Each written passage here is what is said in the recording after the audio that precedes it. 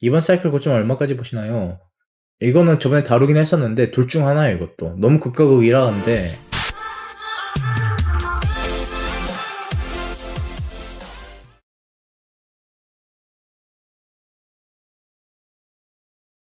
오랜만이에요 여러분들. 생방송은 그쵸? 요즘에 녹화 방송만 진행했었는데, 그리고 방송은 여기서 찾아볼 수 있고요. 뭐 아니면 그냥 유튜브 찾아보셔도 되고요. 마지막 영상은 이거였고요. 썸네일 같은 경우에는 비트코인 도미넌스였고요. 간단히 이제 리캡을 하자면, 이제 올라가고 있는 한 파동의 끝자락에 비트코인 도미넌스는 놓여 있지 않나라는 게 메인 관점이었고, 그러면 우리가 추후 비트에게 기대할 수 있는 그림을 어느 정도 추측해 보는 거였죠. 그리고 이제 비트코인 자체 차트 같은 경우에는 하나의 디스조인트를 봤었어요. 그렇죠? 그래서 이런 식으로 디스조인트를 봤었고, 하나의 임펄스가 달성한 다음에는 우리가 롱 자리에서 반등이 나온다면 한 번에 더 고점 갱신을 바라볼 수 있지 않을까라는 게 영상 관점이었고, 만약에 깨지면 어떻게 우리가 또 매매를 해야 될지도 공유를 해드렸었죠. 근데 지금 이 매물대 같은 경우, 이 초록색으로 제가 매물대를 그려놓은 것은 사실 과거에 그려놓은 게 아니라 지금 방송을 키기 전에 이제 매물대를 찾으면서 여러분들에게 공유를 해드리려고 찾아놓은 거였는데, 우연찮게 저번 타점과 동일합니다. 이 두 개의 이제 타점 같은 경우에는 아마도 여기 내려오면서 제가 미리 여러분들에게 공유를 해드린 타점이었던 걸로 기억하고, 이 패턴으로 올라갈 경우 지켜줘야 할 구간들이었네요. 이게 뭐였냐면, 지금 그래서 관점이 두 가지를 다시 한 번 더 갈립니다. 만약에 이게 하나의 상승 임펄스로 리딩 다이아곤을 진행되고 있다 하면, 이게 1파, 2파, 3파, 4파, 그리고 5파동으로 이렇게 올라갔기 때문에 여기가 매물대로 지켜줘야 된다. 그래야지만 이 쐐기 형태의 패턴이 형성이 될 수 있다라는 게 관점이었으면서 여기가 타점이었죠. 그래서 정확하게 찍고 올라준 곳이었어요. 근데 소파동은 솔직히 그렇게 예쁘진 않았는데, 어쨌든. 자, 그럼 오늘 관점 같은 경우에는 무엇이냐? 이 한 파동에 대해서 한번 이야기해 볼 거예요. 지금 이 파동이 완성이 된 하나의 임펄스로 좀 보이거든요, 일단은. 그럴 경우 우리가 기대할 수 있는 추후의 프랙탈을 한번 다뤄볼 건데, 이게 어떤 건지 굉장히 중요하겠죠, 어쨌든 간에. 이때와 비슷합니다. 만약에 이게 상승 쐐기 이후 하나의 조정 파동이 이루어지고 있으며, 다시 한 번 더 상승 쐐기를 이어가는 하나의 불 플래그가 지금도 여기에서도 만약에 진행 중이다? 그럼 뭐겠어요? 조정을 줬기 때문에 첫 임펄스가 되는 거예요. 그 다음에 뭐 쐐기 형태를 만들어도 괜찮고요. 아니면 그냥 상승을 해줘도 되고요. 되돌림을 준 다음에, 만약에 이게 쐐기 형태가 아닐 시에는 그냥 순수 임펄스일 경우에는 1파, 2파, 3파, 4파 불규칙, 5파동으로 방금 끝났기 때문에, 여기서 이제 메이저 2파동이 완성이 될 경우 이런 매물대를 한 번 더 찍고 다시 올라가거나, 더 깊은 되돌림을 주고 올라가거나, 아니면 되돌림이 끝났고 다시 한 번 더 이제 상승하는 그런 그림인데, 그렇다면 여기서 중요한 것은 이게 미달 5파일지의 이제 불확실성이죠, 사실. 이게 1파, 2파, 3파, 4파, 그리고 이게 5파동으로 3파동의 고점을 높이지 못하는 미달 5파일 경우는 이 한 파동이 마무리가 되면서 더 큰 되돌림을 주고 올라갈 수 있다는 거예요.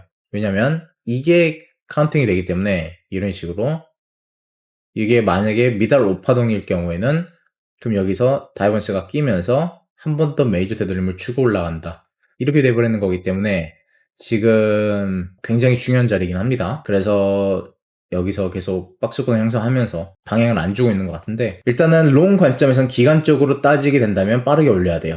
여기서 더 시간이 지체되면 지체될수록 결국에는 숏 모집을 우리는 바라봐야 되기 때문에 이 고점에서 매집을 한다는 거거든요.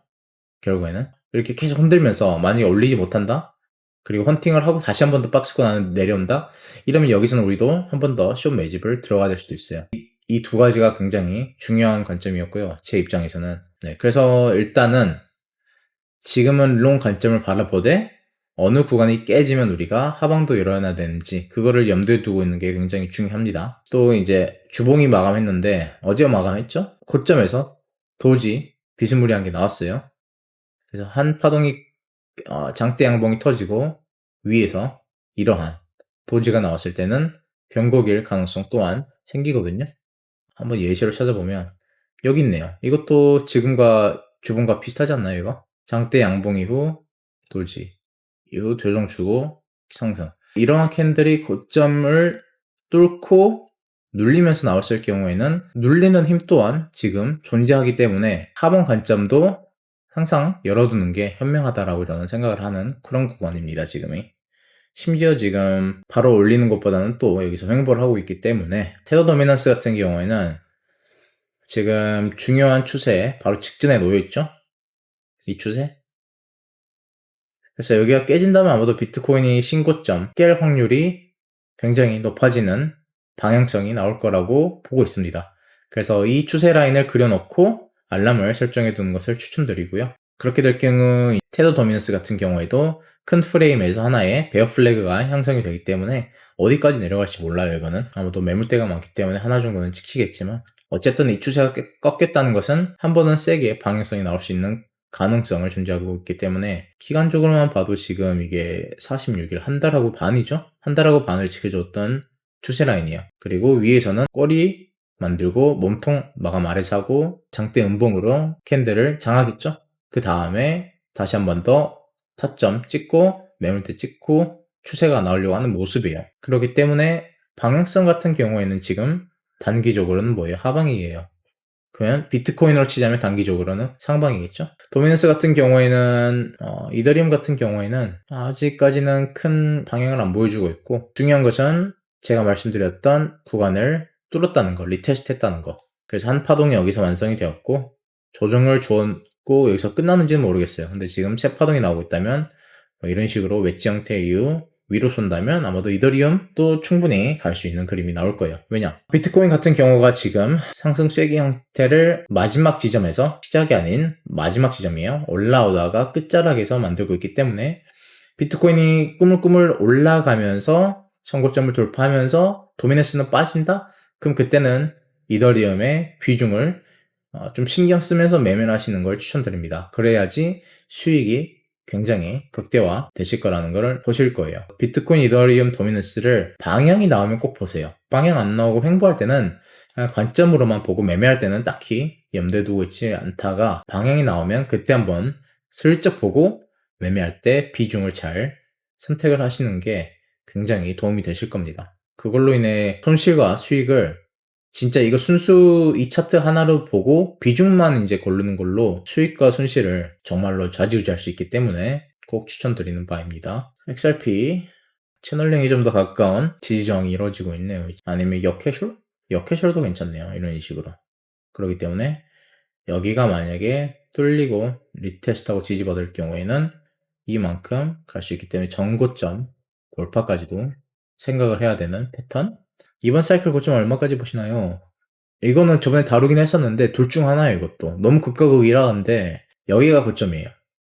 둘 중에 하나. 여기가 고점이던지. 그래서 기간적으로 본다면 한 2, 3개월 안에 고점이 나온다는 게 첫 번째고, 두 번째 같은 경우에는 여기 단기적인 고점이고 리테스트 한번 주고 다시 한 번 더 올라가면서 이제 금처럼 이제 차트가 그냥 계속 올라간다. 조정이 없이 사이클이 없어진다. 이게 하나의 또 관점이에요. 이제 그 가장 큰 이유는 이제 ETF랑 이제 금 차트를 이제 비교했을 때인데 골드가 뭐였죠? 이때였거든요. ETF 승인됐었을 때. 그 전까지는 이 친구도 올리고 내리고 올리고 내리고 뭐 이런 게 있었는데 이때 이후로는 뭐 사이클이라고 하면 사이클이 존재했다고 볼 수 있겠지만 어쨌든 이 추세 안에서 그냥 계속 올리고 있는 모습이죠, 금이. 비트코인도 이 정도의 가파름까지는 모르겠지만 어쨌든 무시할 수 없는 데이터죠. 그래서 이 두 가지의 관점이 존재합니다. 만약에 사이클이 존재한다면 여기서 한번 끝나겠죠? 그리고 조정을 줄 거예요. 근데 이런 구간을 한 번 더 찍고 이제는 큰 조정이 아닌 기간 조정을 그냥 가져버리고 한 2, 3년 이후에 다시 한 번 더. 그래서 이제 엘리엇 파동한 사람들은 이때 굉장히 많이 아마도 손실을 보지 않을까 싶습니다. 왜냐? 조정 파동 한 번에 줄 거예요. 그리고 반등 파동 한 번에 줄 거예요. 그냥 내리는 척 할 거예요. 그러다가 갑자기 올라버리는. 여기서 보면 C 펄스가 나와야 되는데 하면서 올려버리는 거죠.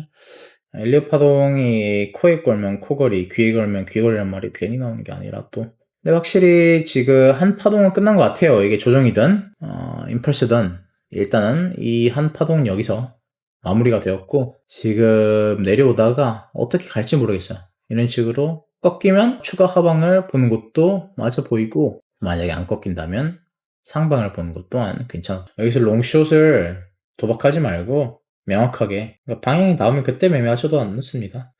타점은 좀 안 좋긴 하겠지만 그만큼 배율 조절 잘 하시면 충분히 수익을 가져갈 수 있겠죠. 이런 구간에서 오히려 매매하면서 갈리는 사람도 굉장히 많아요. 좋은 하루를 좋은 저녁 보내시고 다음에 뵐게요. 감사합니다. 방송 중단.